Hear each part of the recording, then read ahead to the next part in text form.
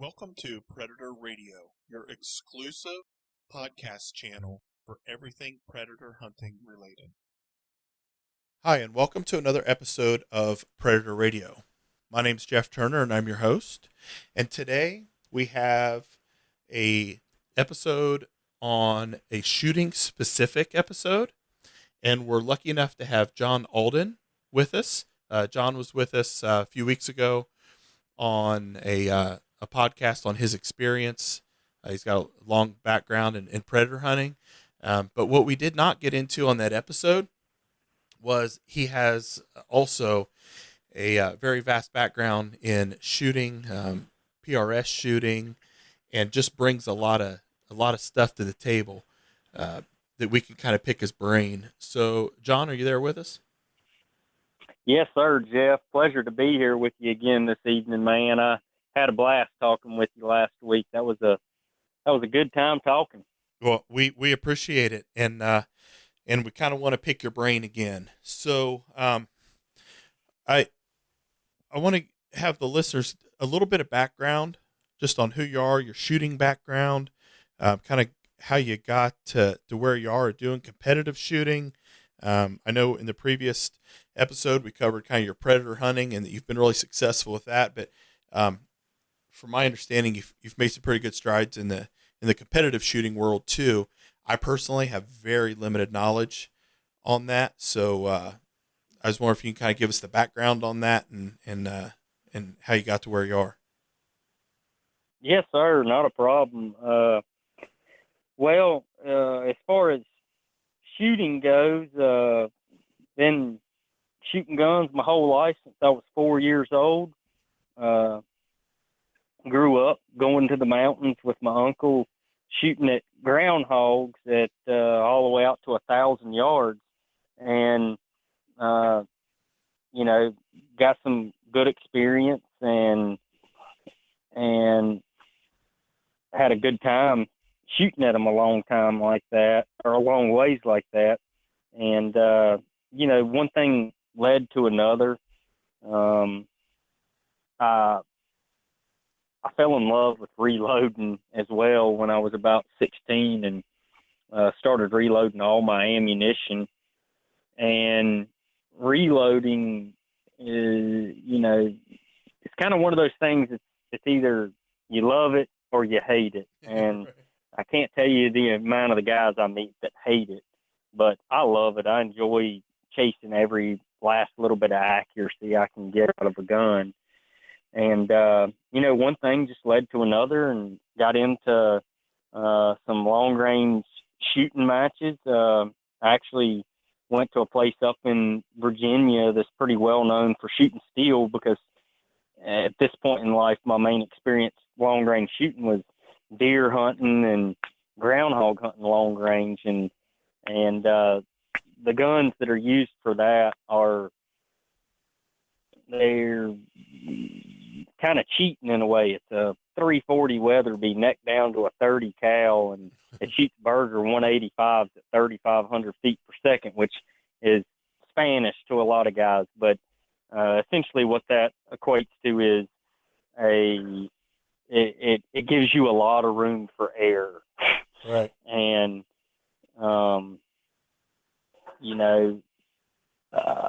I went to a place up in Virginia, right outside of Whitfield, where Jason Grosclose is from, a place called Bang Steel, and I'd shot some shooting matches at paper targets, some F-class and stuff, and they were fun, but it just, I don't know, it didn't float my boat sitting down prone and just shooting at a paper target at a long distance. And then I experienced shooting some steel at multiple distance through a time cycle, and I like that a lot, and didn't even know about the PRS sport, but the good Lord, man, he just works in mysterious ways. And I shot at Bang Steel a couple times, and one of those times I ran into what's now one of my best friends in life, and his name's J.B. Eames, and we just happened to stumble across each other at Bang Steel and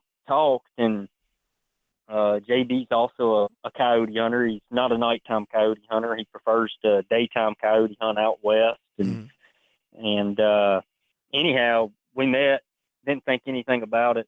I kid you not, 6 months later, I'm clearing a lot and grading off a pad for helping my good buddy Cody build a shop. And I get a random phone call, and it was from JB, and I had to think to even remember who he was, but he's like, "Hey man, I found this new sport called PRS. I think you'd be interested in it.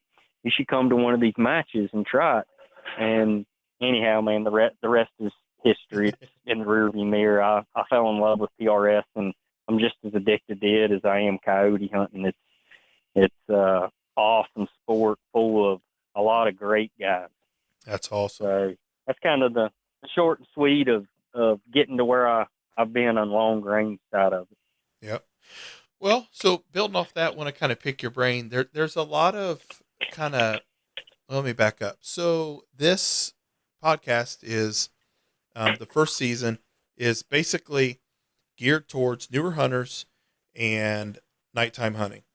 So with that being said, one of the biggest questions that I see people asking is, it's a twofold question. Mainly, what caliber should I run? And do I want to run a gas gun or a bolt gun?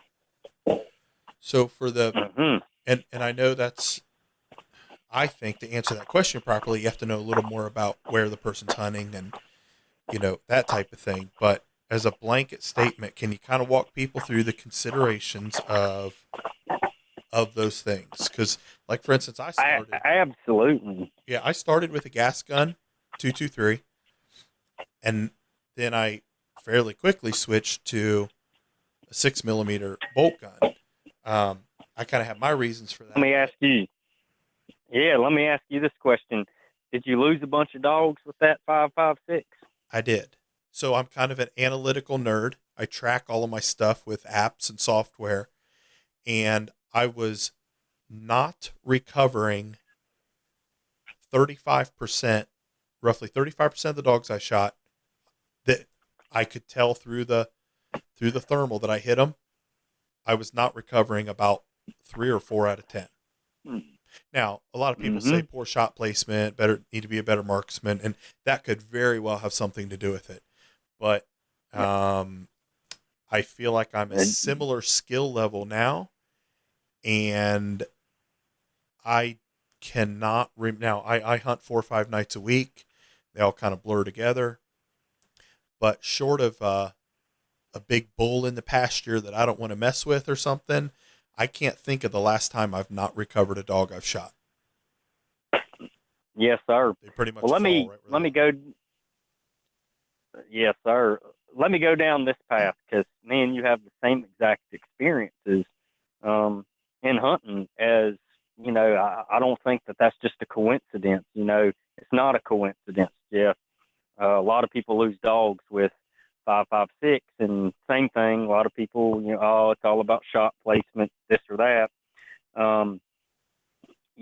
First and foremost, a coyote is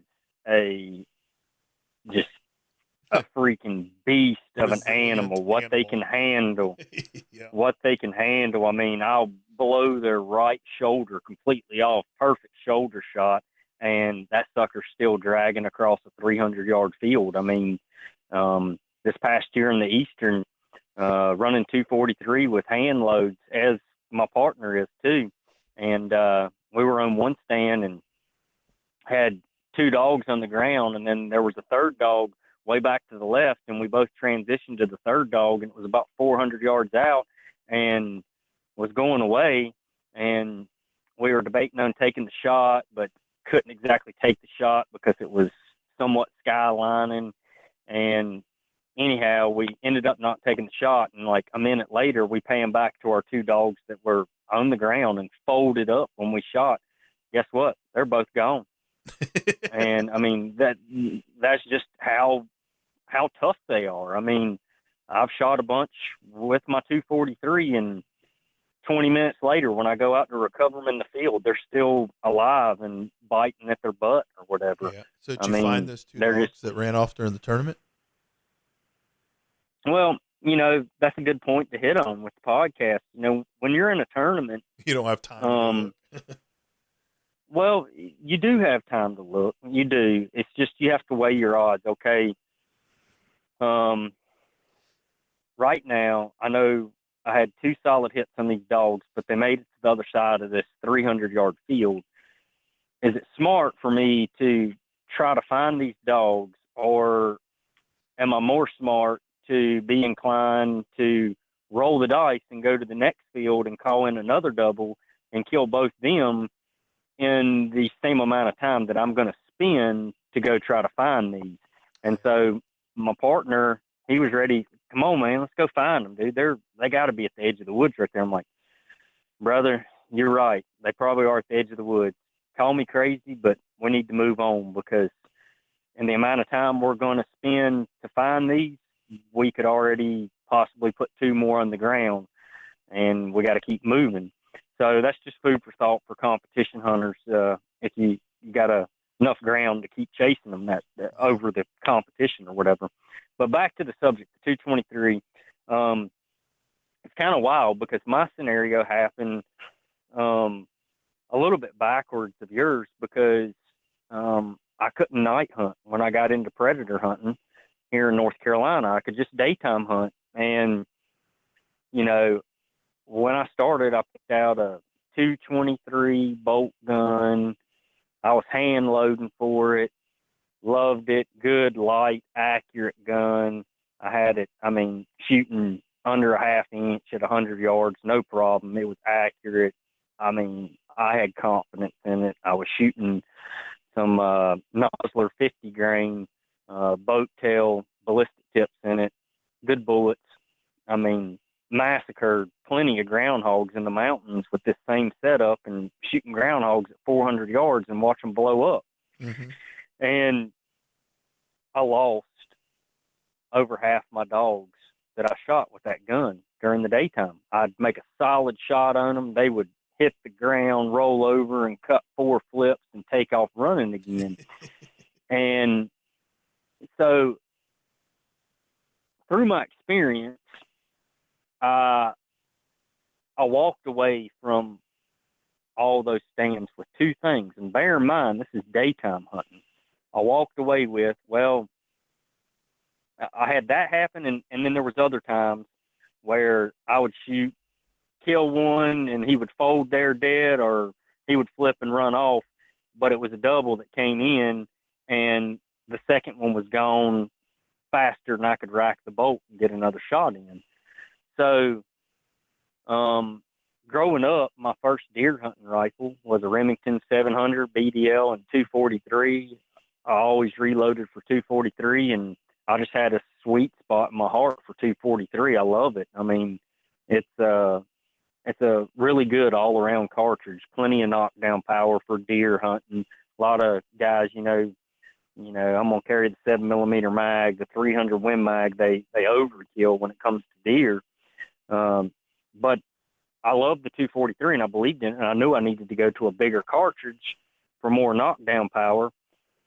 And the other flip side to it was bothering me how many dogs that I would see that would get out of there before I could break another shot on them.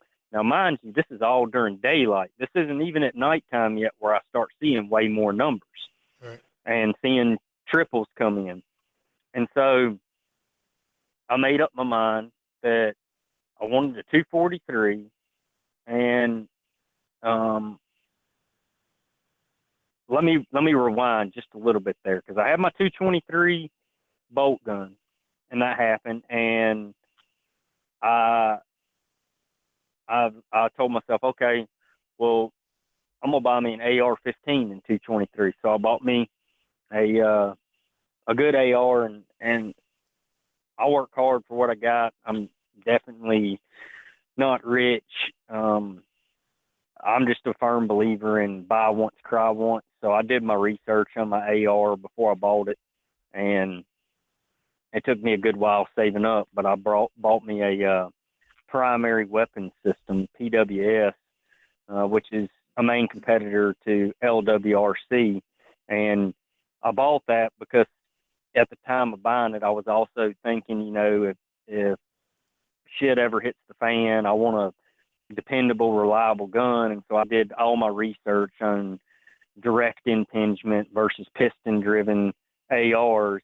And the two main contenders for piston-driven on an AR-15 side of things, because AR-15 and 223, there's always going to be a lot of 223 ammo out there. I just knew I wanted to buy a good AR-15. Right. And so I bought a piston-driven PWS. Well, even being able to take multiple shots fast, I was still losing them because of the 223 side of things.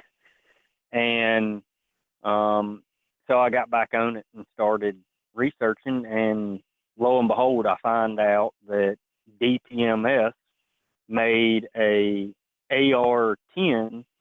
Now, mind you, technically the term AR-10 is the large platform AR, bigger than AR-15.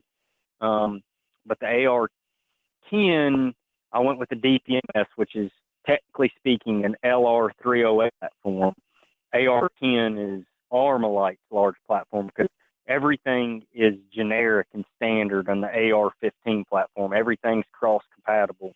But when you step up to the large platform AR, you have two sides. You have the Armalite side, which is the AR-10, and then you have the DPMS large platform, which is all based off of LR308. Well, anyhow, I did research and I found out DPMS made a 243 semi-automatic light gun. And so I went out hunting for one. Long story short, I probably called over 100 dealers, and I found this random gun shop in Greenville, South Carolina, and he told me, I can get a hold of one for you in 2 days. And sure enough, he got a hold of it for me in 2 days. And I had another reputable gun shop based out of Charlotte here, won't say any names, that said they could have one for me in a couple of days. And I waited 2 weeks on them, and they never got a hold of one. But sure enough, this guy got it. I bought it, and I go to town reloading and daytime hunting with that gun, and my world changed, man. I mean, when I hit the coyotes, they were staying there for the most part. I would still make a bad shot and lose one here or there, but they would hit the ground.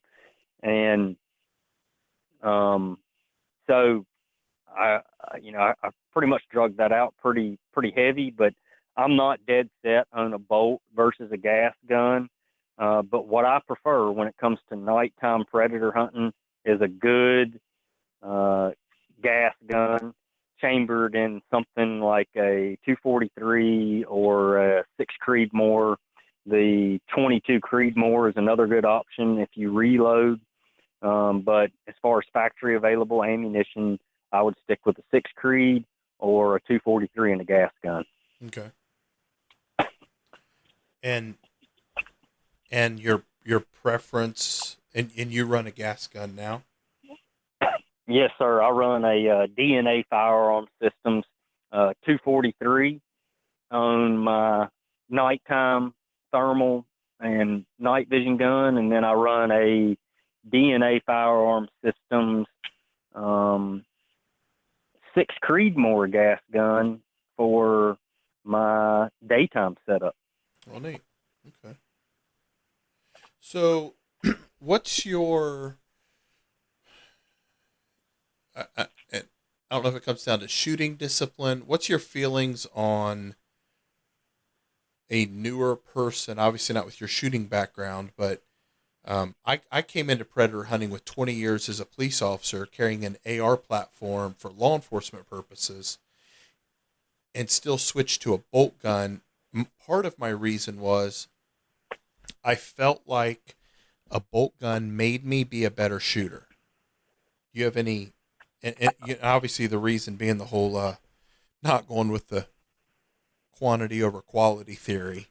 I found that when I shot less, I ended up putting more dogs. Made the shots count. I made the shots count, and I just when I started predator hunting, I just shot too much. I would try to shoot dogs on the run instead of learning how to make them stop so I could shoot at them and have a higher probability of hitting Right. them. So do you have any kind of opinions on, people that are on the fence between bolt gun, gas gun, and the reasons behind it? Well, you know, just as it is in PRS, it's the same way in predator hunting. And 95% of the work is mental. It's not the gear or the gun. And I do believe in the gas gun side of it. Don't have anything against bolt gun guys. Matter of fact, if I'm daytime hunting, I usually prefer to bring one of my good long range bolt guns. But nighttime hunting, I definitely prefer a gas gun because you're more inclined to have more dogs come in and need to get the shots off faster. And if they're running, be able to take the running shots. But with that said, you hit a key point there. You have to have, if you're running a gas gun, you have to have enough mental control to, let's say you have a double coming in and they both stop and you shoot the first one, well, then the second one takes off running. You have to have enough mental control to not just start slinging rounds at it because you got a gas gun and you have the freedom of being able to do it. Because 90% of the times he'll run on out there 100 yards or whatever, and if you bark, he'll stop Right. and turn around and look back, and you can get a clean. You got to be fast. You can't just dwell on it and take your time. You got to be able to get on him and stable on your tripod and get the shot. But he'll give you a quick, 10-second or 5-second pause where you can get another shot. And I just like the gas gun aspect of it because it gives me time to analyze that dog running away's body language, essentially of whether he just felt a bullet graze the top of his back because it was a miss and there's no way ever he's going to stop and turn around and take another look. And I need to go ahead and have the gas gun to lead him and shoot and see I was a little bit far behind and lead a little bit more and hopefully hit, versus a double and, he knows something's wrong and he's running away, but he's not so uncomfortable that he's not going to stop eventually and turn around and take the look. And the gas gun gives me the ability to shoot one dog or shoot and miss him and be able to read his body language of whether I'm going to get another shot versus the time I'm going to lose racking that bolt and moving and not being able to stay on him and keep tracking him. Does that make sense? Yeah, that does make sense. And that's I guess I've never thought of it from that angle, like maintaining your sight picture and stuff. And some of that, I think, goes back to what we were talking about with you in a previous episode of buying gear and buying once, crying once. Lower end gear, you're just happy to see that it's a coyote. Higher end gear, you can actually learn the body language of the dog. So, like you said, Yes, sir. when I shoot at a dog and I miss, which happens, I can tell by their body language if its butt is tucked up underneath it and it's hauling the mail. I know that dog's not going to turn around. Mm-hmm. At least at my skill level, I'm probably not going to get him to stop. He was probably grazed or something has got him motivated to get out of there at all cost. And I can tell that because the optic I'm running has such good quality that I know my options are limited. And my style is I'll come back another day and I'll get that dog another day instead of slinging a bunch of lead at it. Versus the dog that seems startled, doesn't understand what happened, and I can probably get it to stop again. So, yes, sir. Kind of goes back to the absolutely your equipment. Yeah. Okay, so that kind of covers gas gun, bolt gun, and caliber. Now, once you've selected what platform you're going to use, what caliber you're going to use, kind of walk us through what you what you go through on recommending or your thought process on ammo.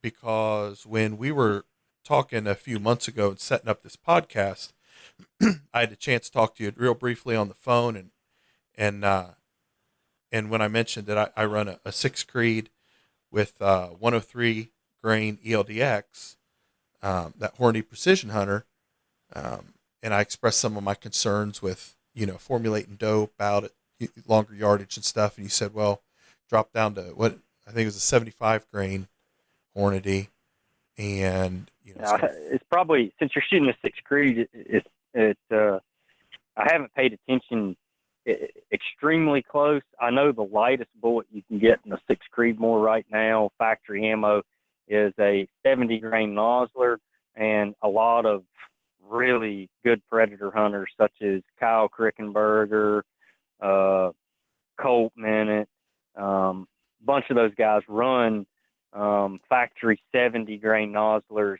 in their 243s. But one of the big things I want to bring to the picture here is on a 6 Creedmoor, the factory 70 Noslers that are available are flat base ballistic tip Noslers.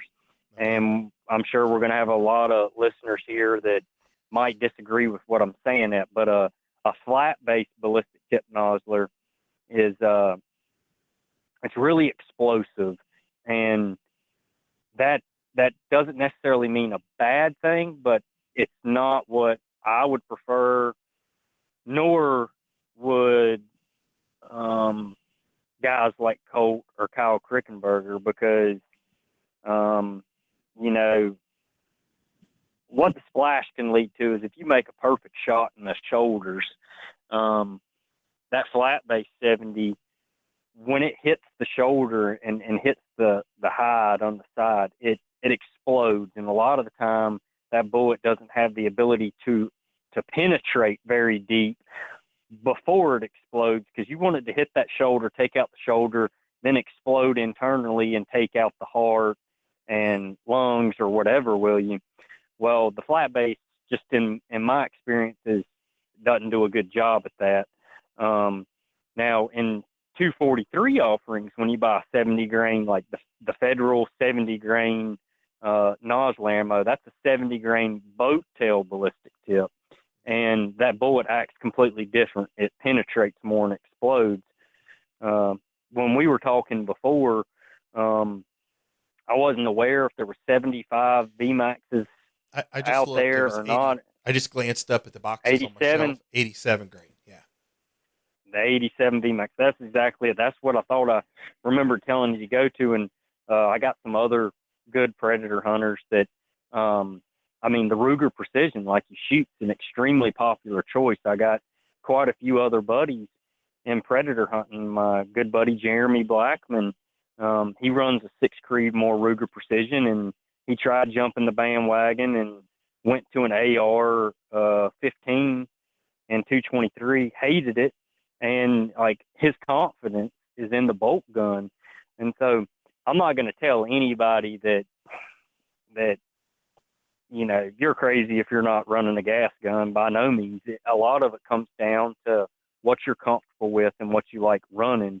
Where I would like to shed more advice to people is how these cartridges came about and what you need to consider on choosing your caliber and choosing your bullets and things of that nature.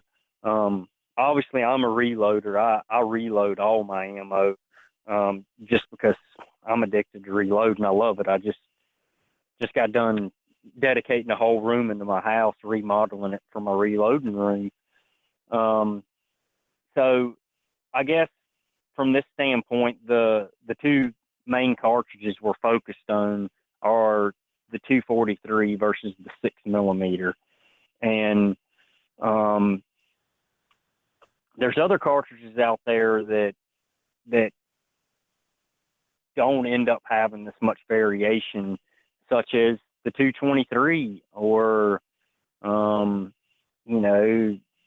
the 22 Nosler or the 6.5 Creedmoor. Really, in a gist, what it comes down to is barrel twist.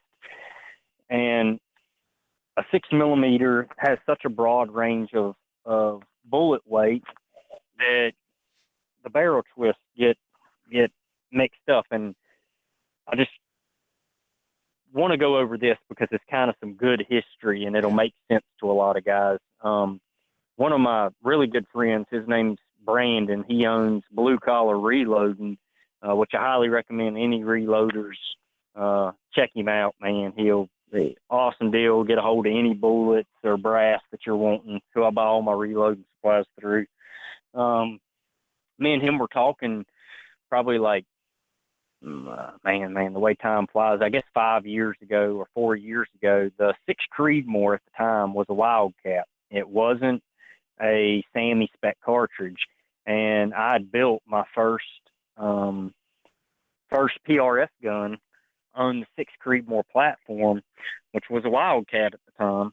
You had to reload for it. There was no factory ammo available, and I was going to it, and I stopped at Brandon's to buy some bullets and everything, and I told him this story. I'm like, dude, you know how the 6.5 Creedmoor is just so popular and everybody loves the 6.5 Creedmoor for, and this is long range talking here, PRS and not predator hunting so much. And he's like, yeah. I'm like, you mark my words, the 6 Creedmoor is going to end up becoming a Sammy cartridge, and it's going to end up being popular for long range. Like, I see a point in time where the 6 Creedmoor is going to edge out the 6.5 on popularity for PRS shooting. And he's like, really, man? Like, explain that to me. Why? And I'm like, okay. And once again, man, I'm no expert on anything. There's a lot of PRS shooters that I shoot with that are good predator hunters too. One of my good buddies up in Virginia, I always shoot his match, Brian Lewis. He runs Virginia Precision Rifle Club. Him and Andy Slade. Brian's a big coyote hunter, and you know, as far as long range shooting goes, he knows long range shooting just as good, if not better, than me. So, you know, just feeding out my knowledge here. But back to Brandon and talking to him, I told him, be ready, it's going to be hot. I said, let me put you through some history, Brandon. The 243, a standard rifle that we have right now, and this is before the 6 Creedmoor came out, I said, the 243 has the potential to be one awesome long-range PRS gun. And it is. In this day, it is. But you have to build it yourself, because there is no there's no 243 offered with a 1 8 twist barrel. And you need an 8 twist barrel to be able to shoot the high ballistic coefficient bullets, such as like the 103 ELDXs you were running, right, and 105 Berger VLDs or 115 DTACs or whatever. But, you know, I guess stepping a little bit, but we'll go back in history. Back in the late 50s or early 60s, the main dominant 6mm cartridge out there, and it was designed for varmint hunting and things just like predator hunting nowadays, was the 6mm Remington.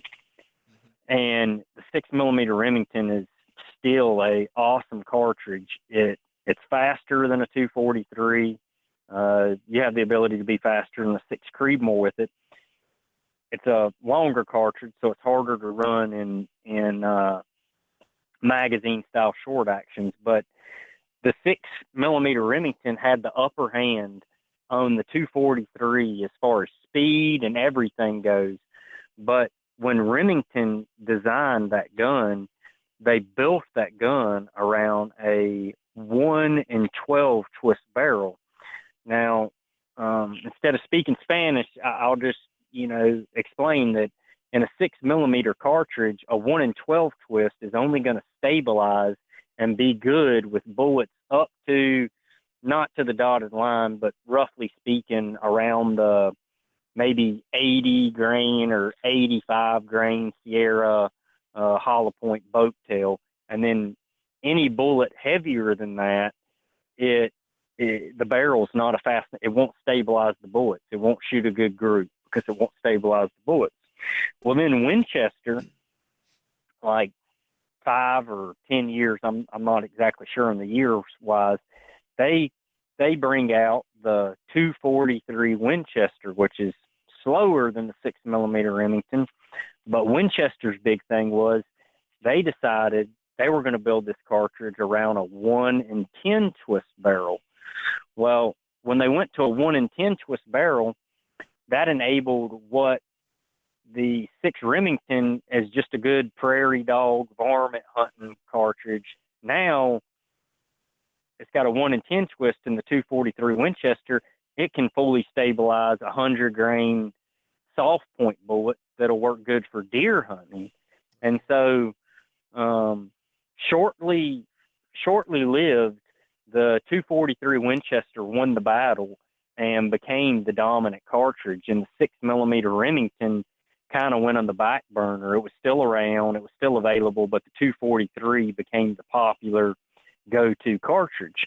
Well, me growing up, reloading and loving my factory 243s, they have 1 in 10 twist in them. I had one that had a 1 in like 9 1/8 twist or whatever with the factory barrel, but they weren't fast enough twists to shoot really good long range bullets like the 105 Berger VLD or the 105 AMAX back in the day or the 103 ELDX now.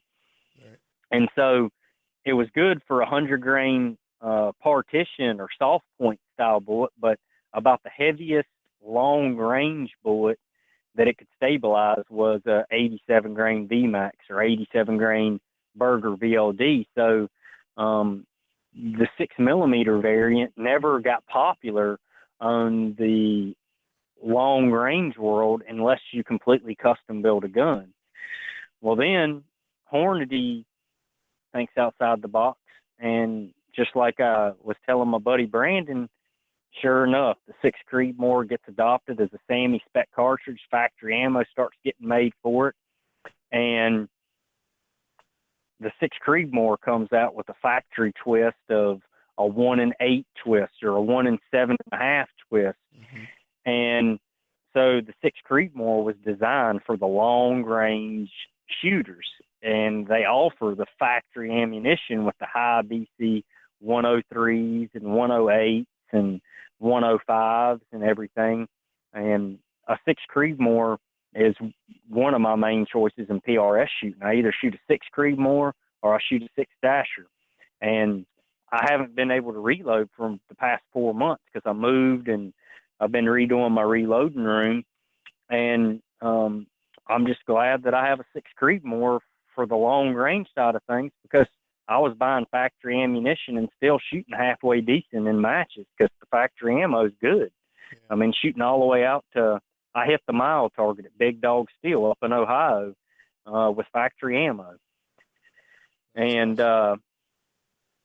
but, you know, when it comes to predator hunting, there's 2 ways you can look at it. And I'm gonna primarily focus on the average predator hunter that doesn't know ballistics or using drop reticles and using holdovers, and they just want a good all-out flat shooting gun. Right.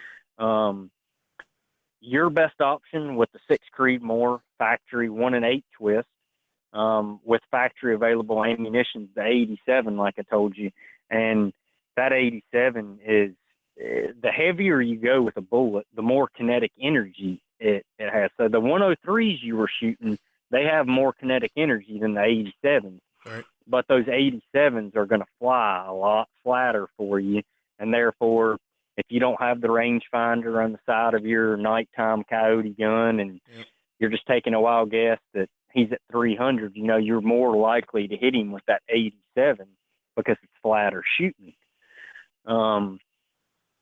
So when I decipher and tell people, I get asked a bunch, 6 Creedmoor versus 243. I'm an avid believer in the 6 Creedmoor.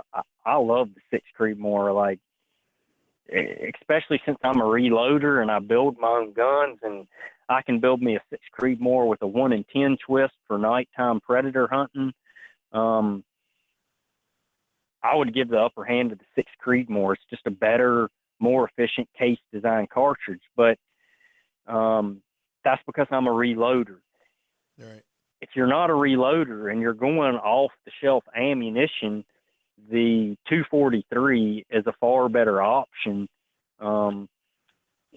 for off the shelf guns and off the shelf ammo for predator hunting, just because of the broad range of bullets that the 243 offers. You can go out there and you can buy factory ammo in 58 grain VMAXs, 55 grain Nosler ballistic tips, 65 VMAXs. I mean, anywhere from 55 grains all the way up to 100 grains, you can buy factory ammo that's going to shoot great in the 243. And so that's why I would say the 243 is the go-to cartridge for the average coyote hunter. There's some new cartridges that are in the works coming out, shown at DNA. Well, before I get into that, I'll ask you, have you heard about the new 6mm arc? There's a bunch of hype about it right now.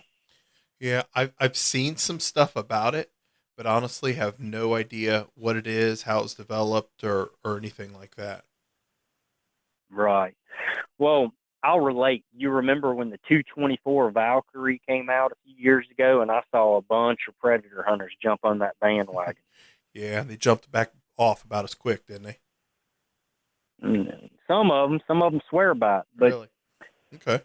yeah, Nosler came out with the 22 Nosler, and it's a pretty good cartridge. It's got really high pressure on the bolt face design because it uses the same bolt face as a standard 223. Well, Federal comes out with the 224 Valkyrie as competition to the Nosler. But long-range shooting is getting so popular in America right now. That's the whole reason the 6 Creedmoor came out, and they have all the factory long-range bullets, factory-loaded ammo for it.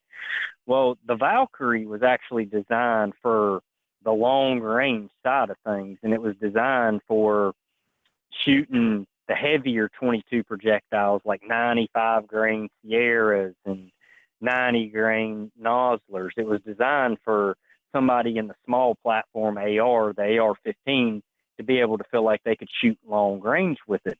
Well, that left a lot to be desired on the hunting side. Usually hunting, predator hunting, and long range are the opposite. They're opposite to the contrary. They're long range and predator hunting nighttime wise don't go hand in hand with one another. I'll definitely give the upper hand as far as predator hunting goes to the 22 Nosler over the 224 Valkyrie just because of factory available ammunition. Well, now we got this new spike coming out, the 6mm arc, and the 6mm arc is going to be a really good predator hunting round.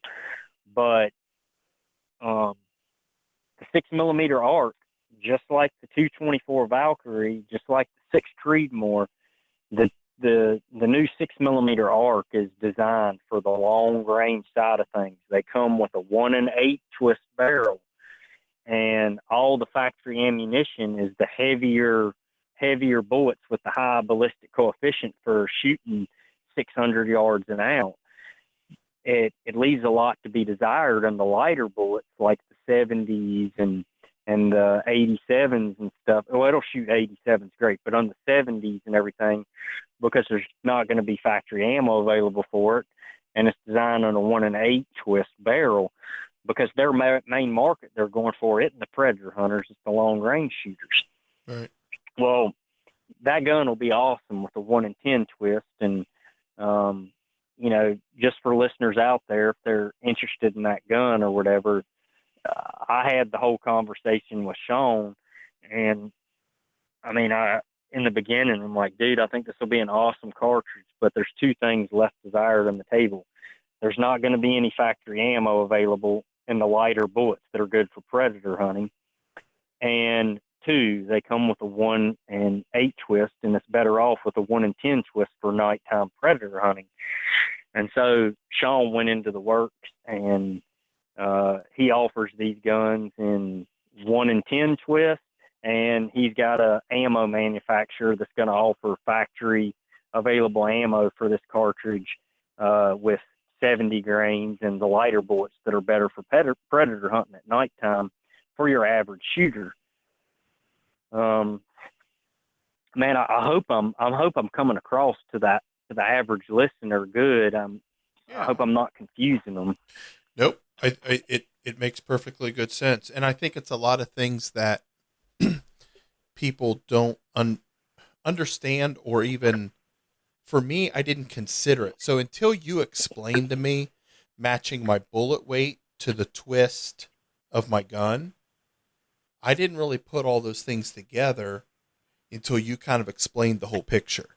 So I think what you've brought together, at least for me, helps put the whole picture together of everything you need to consider when choosing your caliber, your bullet weight, your twist, like putting, I don't want to say a match grade gun together, but putting a gun together that everything works the way it's supposed to ballistic wise.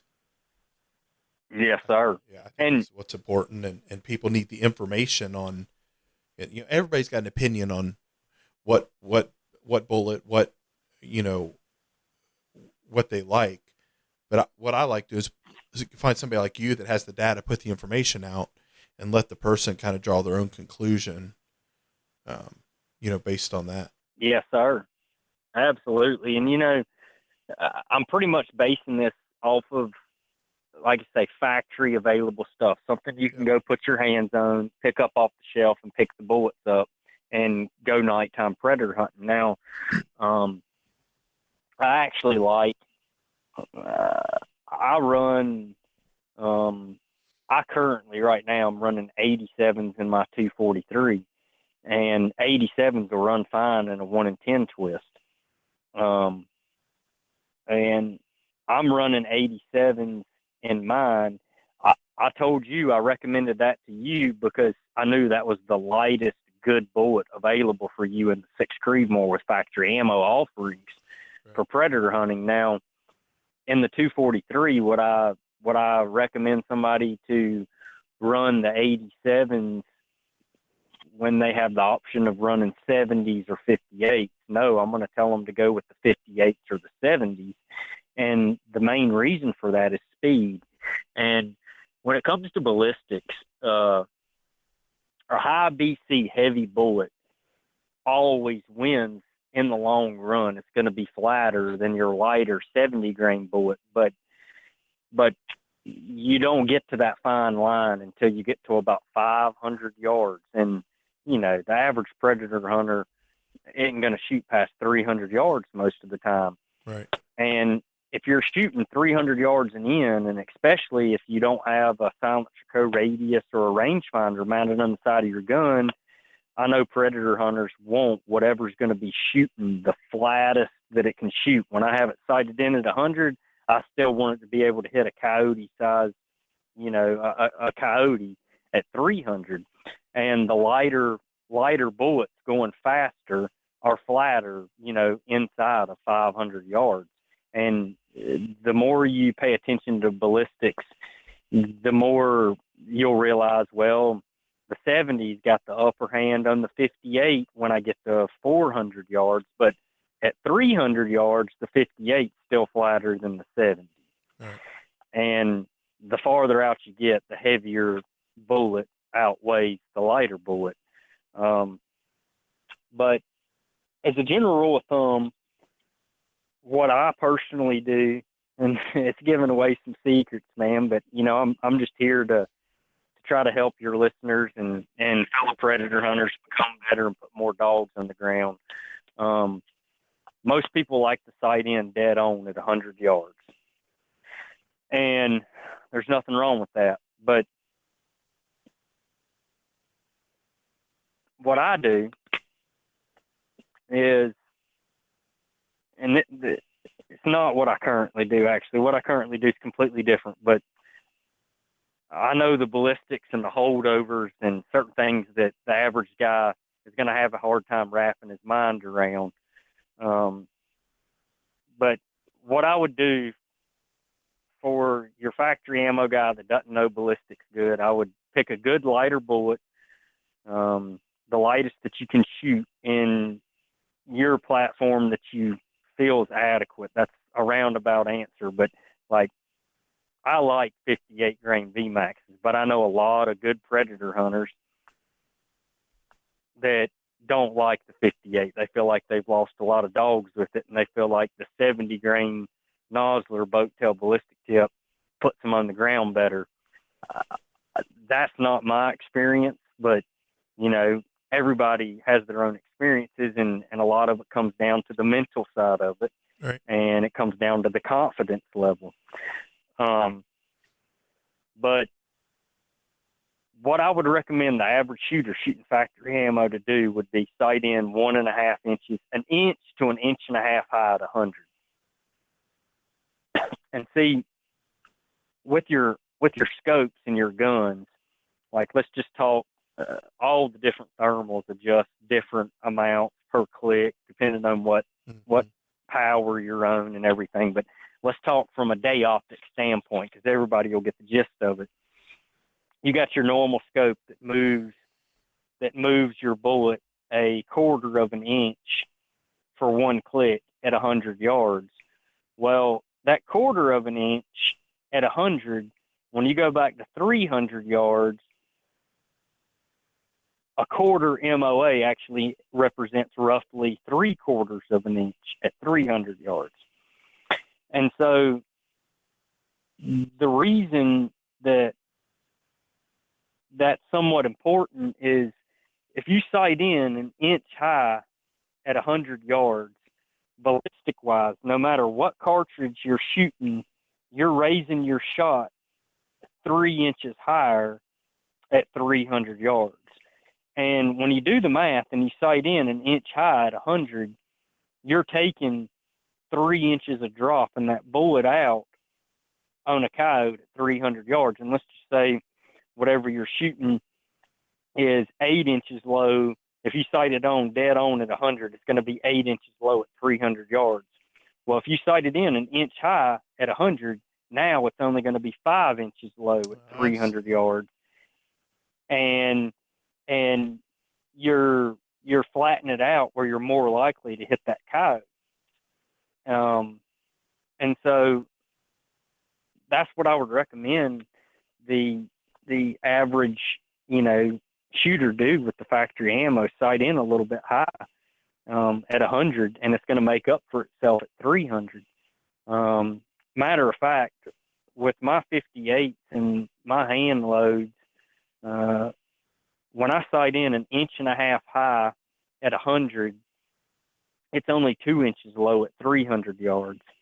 Now, bear in mind, they're hand loads and they're going faster than factory ammo. But with that said, the middle ground at about 220 yards, I'm about 2.5 inches high of where I'm aiming. Like wherever my crosshairs are, if that coyote's at 220 yards, my bullet's going to hit about 2.5 inches higher than where I'm aiming. Okay. But it's all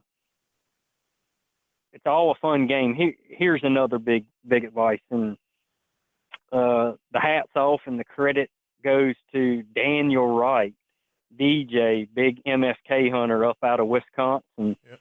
Me and him were talking one night, and Daniel was like, John, you know what I like to do? I like to put up a hand warmer or a piece of tin or whatever and shoot and get my zero at 100 yards. And then I'll just work my way back, and I'll take a few shots at 200 yards, and then I'll go back to the target, and then I'll put another hand warmer on where I hit or a piece of tin on where I hit, and then I'll go back to 200 yards and look with my thermal scope at where I was originally aiming versus where it hit, and I'll develop a memory in my head of where I should be holding in my reticle on my thermal for that distance. And you can do that as far back as you want. If you want to see you don't know ballistics and you don't have a clue on how much drop's going to happen at 400 yards, my best advice is get a good big piece of plywood, 4x8 piece of plywood, and turn it upright where you got 8 feet up and down, and make sure you got good bullet stop back in the background or whatever. Put you a hand warmer on the piece of plywood and go back to 400 yards. Aim directly at that hand warmer and shoot 3 shots. Then go back to the piece of plywood and put another hand warmer in the central location of where your 3 shots hit and mount it to the piece of plywood. Then go back to 400 yards where you just shot, put your crosshairs right on the hand warmer you were originally aiming at, and then look in your reticle at where the hand warmer is for where your bullets were actually truly hitting. Right. And that's going to give you a gauging point on what you should do at that distance if you need to take a shot at a coyote. Yeah, that's neat. That's a good idea. Yeah, like I say, all the credit goes to DJ on that one. That's how he simply thought about it, and that's a great way of doing it. My mind's always mathematically working, and I'm running the mathematical numbers on how low it should be and vice versa. But that's a good, simple way to accurately figure out where you're at. Yeah. And I think it's a matter of time, or hopefully a matter of time, until the thermal companies come out with an MOA reticle that you can. Right. And yeah, and the new, well, not new, as far as I'm aware, in the thermal market, I've left feedback to Trigicon multiple times, like, come on, guys, have y'all not come up with an update yet where you put a accurate first focal plane, like MOA or mil reticle in your scopes? And they've never done it. Well, the Halo LR, what you're using, they listen somewhat. It's not first focal plane, but they do have an accurate holdover reticle. But when you go from your base magnification of 3, like whatever was representing 1 MOA in your reticle, when you zoom in to 2 power, so you're actually on 2 times base mag of 3, you're on 6 power, whatever was 1 MOA now represents half MOA. Then you zoom in again, it cuts it in half again. A first focal plane reticle stays accurate no matter what power it's on. So the subtensions always stay accurate. And as far as I'm aware, right now, the only thermal manufacturer that offers a true first focal plane reticle is the Pulsar Thermion series. The one of my good buddies, he bought an XP50 Thermion recently, and I love the fact that the subtensions were accurate on it, because, I mean, I feed off of that, man. I know exactly how much to hold over for a 600-yard shot accurately now, which is hard for me to do with my Trigicon 60 millimeter. Right. And you feel it's accurate now zoom? Yes, sir. Yeah, it stays accurate on the Pulsar. It stays accurate. Like when you zoom in, your first subtension, I don't have the manual in front of me, but let's just say the first subtension was 0.5 mils.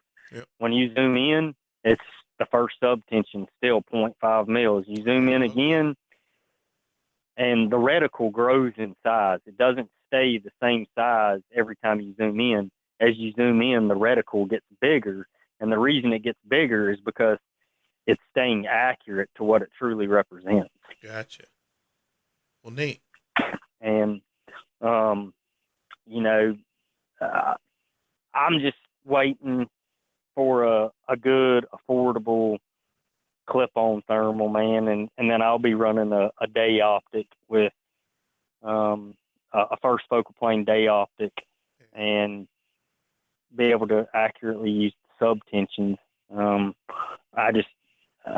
I've got a lot of experience in that just from shooting PRS matches. A lot of the stages in PRS, you you don't have to, but you end up needing to use holdovers with the reticle instead of actually dialing your true dope um, because there's just not enough time on the clock to accurately dial it every time. Right. And, this is one of the things I'll go back to, and I'll tell you on night vision versus thermal. I still, to this day, I definitely love thermal and how much faster. I mean, a coyote shows itself immediately through thermal, where night vision, you still, you spot him with thermal and you still got to hunt him down with the night vision to shoot him. But one of the biggest things I love about night vision is the sub-tensions and everything in night vision thus far have been more accurate than they are in thermal. And I've definitely been able to make farther shots at nighttime coyote hunting with night vision more accurately than I have with thermal. That's not to say I haven't killed some or hit some just as far with thermal, but there was more of a guessing game with the thermal than there was with my night vision. Absolutely. And do you think that's because you're looking through glass versus a digital screen? No, not so much that. It's just, night vision, there is no variable in power. The power always is one set power, whatever the base magnification, optical magnification is on the night vision. And my night vision scopes are 6 power. And the sub-tensions just stay accurate. And I remember there was one stand a couple years ago, and me and my partner were hunting, and there was just one coyote that was dead locked up at 400 yards, and it was facing straight on towards us. And I was using my night vision. I'm like, okay, dude, I feel really confident I can hit him, dude. I need to hold 2 mils, and it's actually like 1.8 mils or whatever, but I knew what I needed to hold, and I took the shot, and I put it on his head, and went out there, and I hit that sucker in the head, which a bunch of that's luck. Like, it's not skill, it's luck. But I hit him in the head at 450 yards, and I mean,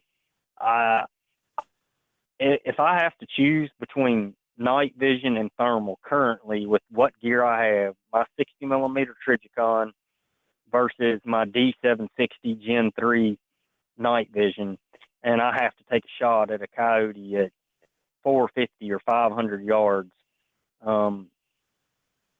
there's no doubt I'll choose my night vision. I have more confidence and feel like it's more accurate on taking that shot. Yeah, well, that makes sense. But that's probably if I carry that night, yeah, it is.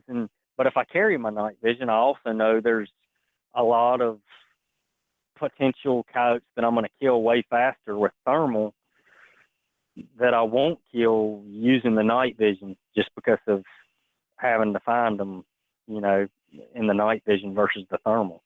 Right. Yeah. Yeah. Well, and I always tell people, I think, at least for getting started, if you're not going to carry, I carry a thermal for scanning, an XP50 Helion 2, and then, of course, my Halo LR on my gun.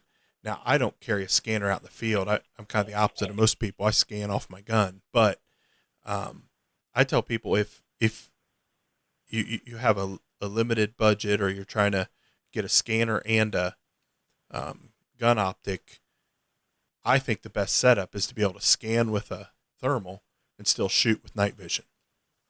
And it kind of teaches you the best of both worlds, and you can watch the dog come in and everything on your thermal, and you don't necessarily have to transition until you're within shooting range, and it buys you a little bit of time for the transition time. I know when I used to do that, I'd scan with night vision, a PVS 14 with a magnifier, and then I had night vision on my gun, I would lose some dogs initially in the transition. I'd wear it on a cry cap, and when I flipped my 14 up and went to my gun, I would have a little trouble refinding it, but just a little bit of time took that away, and it got pretty seamless. But I think that's the best setup if the budget allows. Absolutely. A thermal scan. Absolutely. And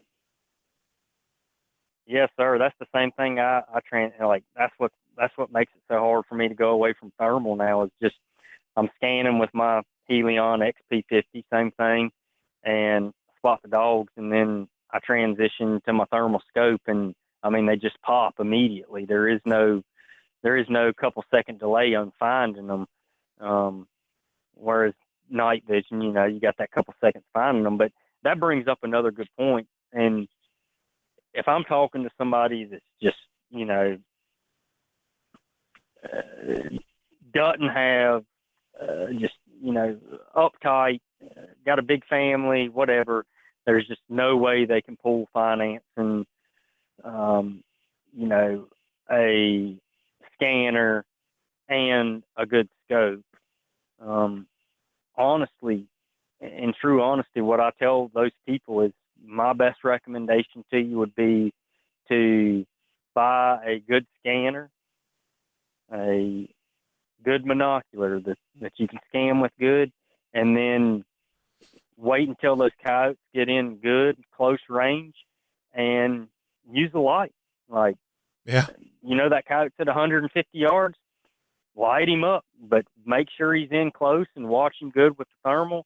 And then when he's in shooting range, be ready to take the shot pretty decently fast, but flip the light switch and light him up with a sniper hog light or whatever light you're using, and light him up and take the shot. And I still would give that hunter definitely the upper hand over somebody just scanning with lights the whole time.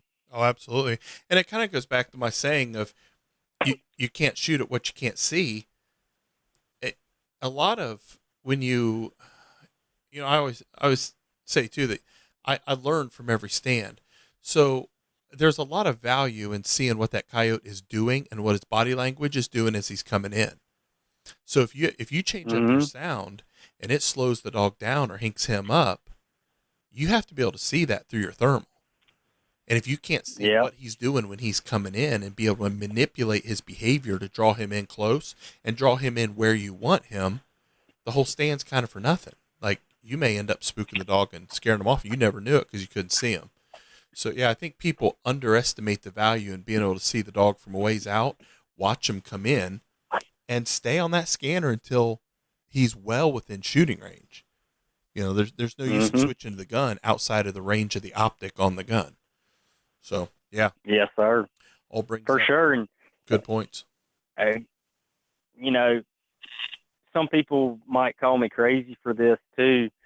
A lot of the times if I'm hunting solo, and I have 2 dogs or 3 dogs or whatever coming in, and they're coming in at different paces. And what I mean by saying that is they're spread out. They're not right there in a group coming in together.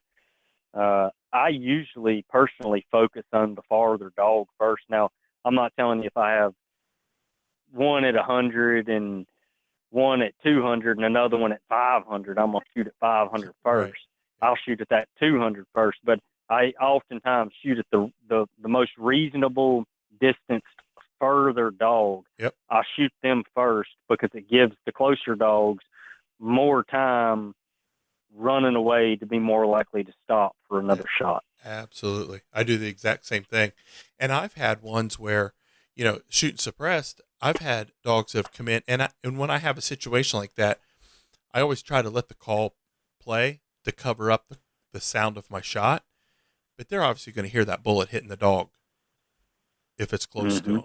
And a lot of times I've taken a long poke at, 300 yards at the second dog. The first one's, at 200, and it's actually drove the 200-yard dog in closer. Because all he heard was the thump from his buddy. Behind him. Right, behind him. Yeah, behind him. The perceived threat and scooted him while he's trying to figure out what's going on. It actually drove him in closer. and then I'm able to bark Yes, stop sir. them, and now I just made my 200-yard shot a 100-yard shot. So yeah, that's a good point, and that plays out in my experience on doubles. I hunt alone a lot, and I've been lucky to be able to pick up doubles fairly often using that, and it plays out to my advantage about 50% of the time. About half the time, it greatly helps. But either way, like you said, it doesn't hurt because it buys you whatever the distance between the two dogs is. It buys you that much of a buffer. And if you made the second shot, it gives you the confidence as long as the first dog doesn't run past them. I just made that shot. I can do it again. Yeah, or whatever. I mean, this dog's closer. It's an easier shot. Yep, absolutely. Yeah, a lot. Once again, same thing as PRS long range shooting. 95% of it is a mental game. It's just like golf. It's Yep. it's having confidence when you pull the trigger, being steady, getting ready to take the shot.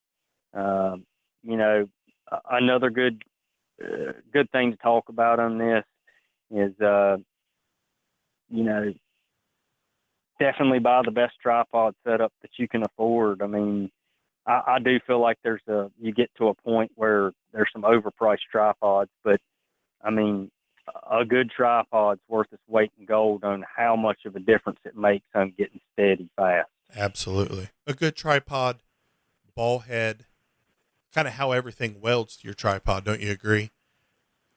Yes, sir. Yeah. I mean, all the components under your gun are what make up your solid platform. So you don't want to go out and buy the best tripod there is and then stick some little 30 millimeter ball head on it that is meant to hold a camera and expect it to be, Mm-hmm. everything kind of has to be matched and, solid foundation Right. underneath it. Yep. Yeah.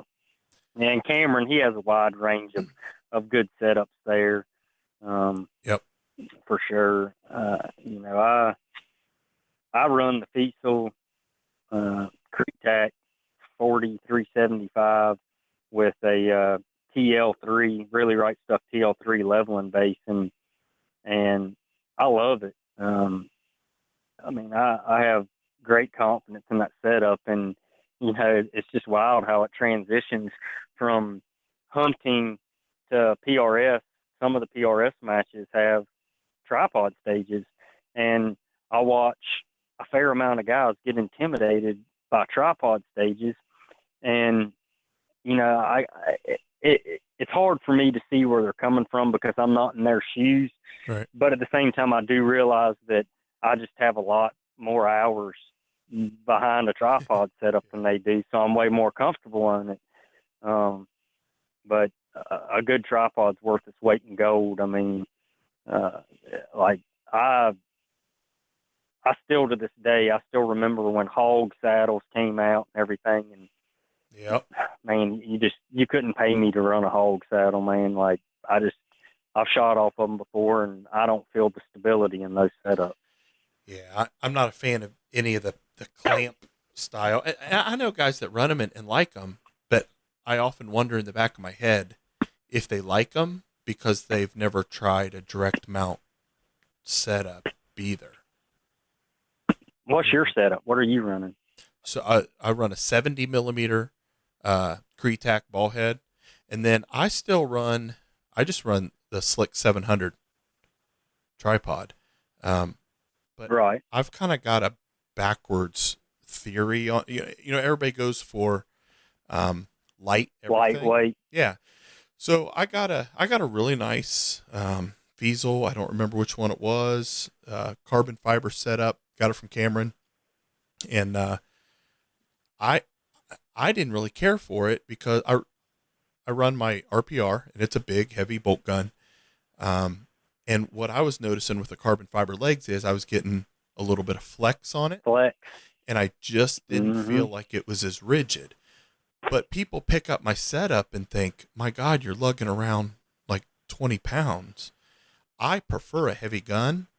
I prefer heavy legs, everything. Really, like you said, a solid foundation.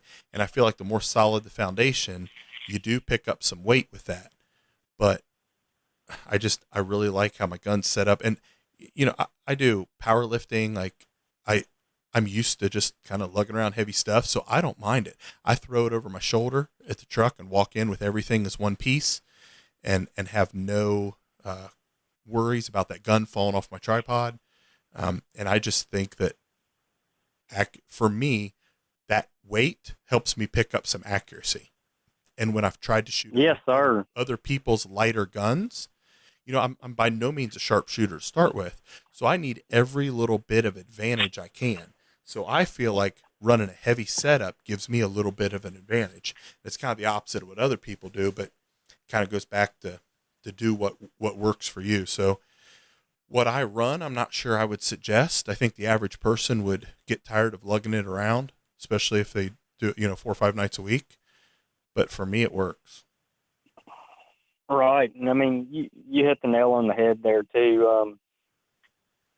When it comes to coyote hunting, I definitely try to save weight wherever I can. I'm a small dude. I'm like 5'9" and 140 pounds, and a heavy gun and a heavy pack and a call and everything adds up. Matter of fact, a bunch of my buddies, John Paul, 704 Outdoors, and a couple other guys, they give me a hard time because they see how much I huff and puff when I'm dragging a coyote across the field a long ways.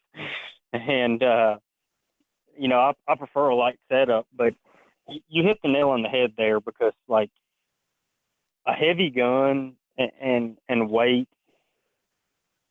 it has its sacrifices that you have to make, which is the extra load and stuff of carrying it. Yep. But heavier usually ends up meaning way more stable. And that's the name of the game in PRS. I mean, I have some buddies that are running guns that would pull me to the bottom of the Atlantic Ocean that weigh 30 something pounds. I mean, like, I can't even manhandle them fast enough.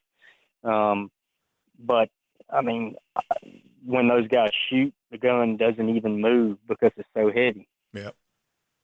And for me, that gives me some confidence. So, I'm still learning from every stand I do and every shot I take. So over time, I've been doing this for 8 years now. Over time, I might start lightening the load a little bit as my skill level increases. But right now, I feel like my skill level's at a level that I need a big, heavy, stable platform and gun and, to shoot off of. So, but yes, sir. It works. That's right. And, I guess, and the main point on this talk here about longer shots and everything, I definitely want to add that a heavier bullet has more drop than a lighter bullet, but just the physics behind everything, a heavier bullet is also affected by the wind less than a lighter bullet. So that lighter bullet has less elevation change, but it's going to have more wind drift. Yeah. And so that's important to bear in mind, especially some of the nights that we get out there in the winter months or whatever. Here in North Carolina, the night's a calm night, but, a lot of the times those really good predator hunting nights where you're chasing the beginning of a big front coming in and all the pressures are changing and those dogs are getting active because they can sense that storm coming the next day. The wind will be blowing a little bit, 5-8 miles an hour. And when you take that shot aiming at that coyote's shoulder at 300 yards and it hits him on back in the middle of the guts or whatever, and you wonder, well, dang, man, I thought my gun was more accurate than that. The wind affects it, man. Yeah, it does. And that's a big pointer there. And, from there, if I was to advise a new hunter just getting into the game on a good setup to start off with that doesn't break the bank, I would probably recommend somebody go buy them because you can always advance and sell it and move up. I would recommend Ruger American Hunter or something like that, and a bolt gun. It's not extremely expensive, and I would go with that gun and 243 or a 22 250 cartridge, and go make some dogs eat the dirt. Absolutely. Yep. Um, so as we kind of wrap up here, you kind of summarized the stuff really well. We touched on a whole bunch of different things. The one thing in wrapping up I wanted to kind of touch base on is you've obviously been doing this a while. You've established some really good connections. Um, who I like to use referrals for stuff. Like I buy stuff from people um, I can kind of vouch for. I know for optics, I use Cameron Gonder at Thermal Optics Plus for everything, just because I've known Cameron for a long time and he's just got amazing customer service. So as I've said before and stuff. But as far as um, you know, uh, finding your ammunition, buying a gun. I know you work with the guys at DNA. Um, I know those aren't going to be in the price point of somebody just getting started. But who are the kind of the people that you've worked with that we can steer some people to that they're not going to go wrong? Definitely Cameron on the optics. I buy everything, my day scopes for PRS shooting, and all my night vision and thermal gear from Cameron. And if he doesn't have it, he'll go out of his way to get it for me. Yep. He's just awesome. Buy all my tripods and all that stuff from Cameron. And then my guns, like I say, when I first started off in the AR side of things, I bought factory DPMS and 243. Remington made the Remington R25 in 243, 7mm 08, 260, and 308. They discontinued that, but they offered that in the 243. And the Remington R25 it's a rebadged DPMS. It's a DPMS gun. As far as who to buy the factory guns from,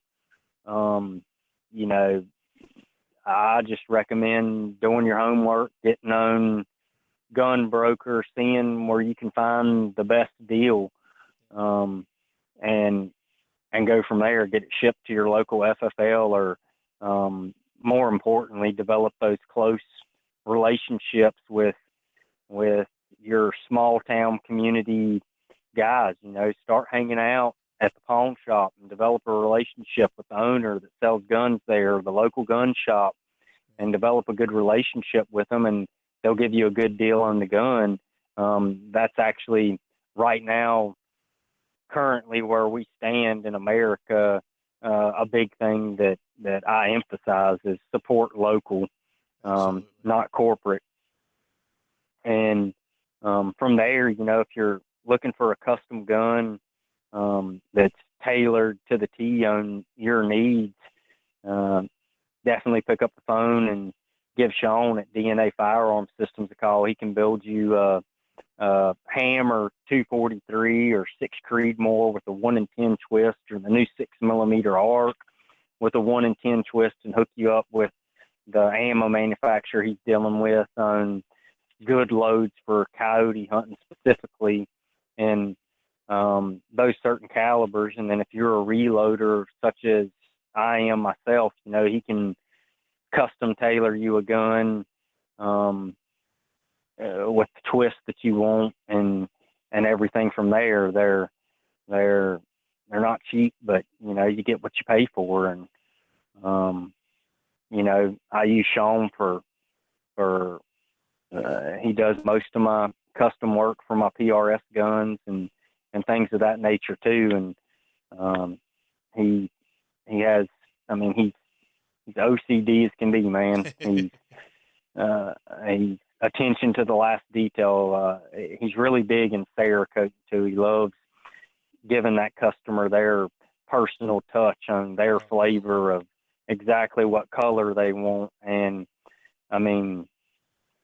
I've been down there in the shop helping him, and I mean, about beating my head against the wall because he's so OCD on it. I'll watch him get 75% of the way done with a customer's gun, and there's just a certain line or something in the Cerakote pattern that he's not satisfied with, and I'll watch him turn around and completely sandblast that thing over and start it from scratch. Like he'll throw 6 hours out the window like that and start right back over to make sure they get exactly what they want. Now, with that said, I mean, he has some pretty long lead times currently, but part of the reason he's got those long lead times is because of the attention to detail, and it's just, it is what it is. One man with a helper can only build so many guns in a day.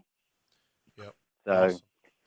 Well, John, and there's plenty of other good gun companies out there that build awesome bolt guns and stuff too. I like Sean because of just my dealings with him. That's not to say that there's not somebody else. You know what I mean? I'm just sharing my personal experiences. And once again, to all your listeners, I'm by no means an expert. I'm never an expert on anything in life because, I mean, I do clearing and grading for a living, been doing it for 17 years now, and every day I learn something new, and every coyote stand I do, I learn something new. Every PRS match, I learn something new, and life isn't about what you currently know. It's about constantly keeping your mind open and looking at doors that you're walking by to keep on learning. There's always somebody above you that you can learn from. Absolutely. And that's what we're trying to do here with this podcast. So we really appreciate you taking the time to do these episodes that we can pick your brain and learn from somebody like you with your experience. So I know we ran this one over our usual time, but I think it was time well spent and definitely worth it. And I really appreciate you taking the time to help us out and get that information out there. You bet, Jeff. I greatly appreciate you having me on the podcast, and anything in the future, just reach out, man. I'm here. We'll do. If we'll probably take you up on that here after a bit for another episode, but thank you very much. Yes, sir, Jeff. You have a good evening. You too.